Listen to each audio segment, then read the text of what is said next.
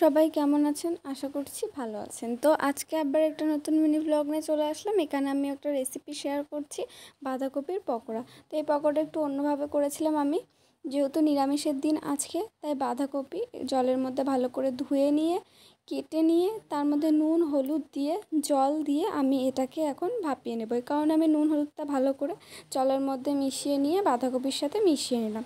তারপর আমি এটা ওভেনে দিয়ে দিলাম, ভালো করে ভাপা হয়ে মানে সেদ্ধ হয়ে যাওয়ার মতো একটু। তারপর এটা আমি ঢাকা দিয়ে দিয়েছি যাতে ভালো করে হয়। তারপর এটা আমি নামিয়ে ভালো করে জল ঝরিয়ে নিয়েছি। এই যে হালকা আমি হলুদ দিয়েছিলাম, তো হালকা কালারটা এরকম এসছে। তো এরপর পাশে শাক রান্না হবে বলে যে শাক কাটা রয়েছে, আর আমি এখন এর মধ্যে অ্যাড করে দেবো ম্যাগি মশলা আর লঙ্কা, নুন আর হালকা একটু গরম মশলা।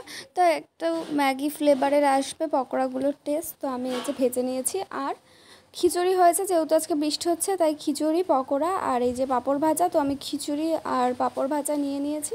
এই যে খিচুড়িটা আমিই বানিয়েছি। তো টাটা। তো এই মিনি ব্লগটা সবাই লাইক করে দেবেন আর সাবস্ক্রাইব করে দেবেন নতুন ভিডিওর জন্য। তো দেখা হবে পরের ভিডিওতে।